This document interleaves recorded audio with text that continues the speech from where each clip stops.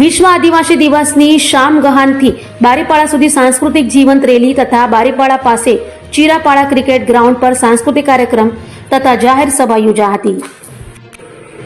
સંયુક્ત રાષ્ટ્ર સંઘ દ્વારા ઘોષિત 9 ઓગસ્ટની આ વર્ષની શામગહાન ખાતેની ઉજવણી કંઈક અલગ અંદાજમાં અને સાંસ્કૃતિકને સાચા અર્થમાં જીવન રાખવાના પ્રયાસો થકી મોટી મોંઘી બેન્ડ પાર્ટી નહીં, સમાજને એક દિવસ નચાવી કુદાવી અસલ સંસ્કૃતિને ભૂસી વિદેશી કલ્ચર તરફ ના લઈ જતા પણ આદિવાસી સંસ્કૃતિના વિવિધ વાઘ અને વાંજિત્રો, કાળિયા, પાવરી, માદળ, ઢોલ, થાળી, ખંજરી, હોડી નાચ, ડાંગી નાચના તાલે પરંપરાગત વેશભૂષામાં અને ખેતી પદ્ધતિ સાથે સંકળાયેલા ઓજારોનું ટ્રેક્ટર સાથે પ્રદર્શનો આ સાંસ્કૃતિક રેલીમાં જોવા મળ્યા હતા.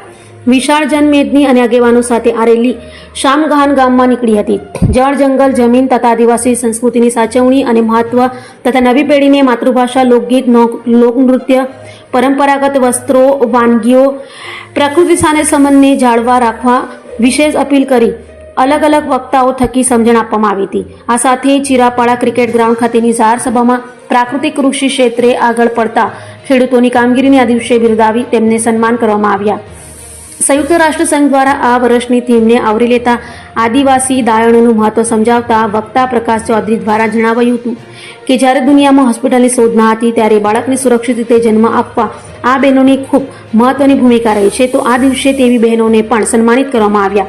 સમગ્ર કાર્યક્રમનું આયોજન સહ્યાદ્રી ડેવલપમેન્ટ ચેરિટેબલ ટ્રસ્ટ, સમસ્ત 4K સમાજ ડાંગ તેમજ સમસ્ત સમાજ આદિવાસી ડાંગના સંયુક્ત ઉપક્રમે આ દિવસની ઉજવણી ઉત્સાહભેર કરવામાં આવી હતી.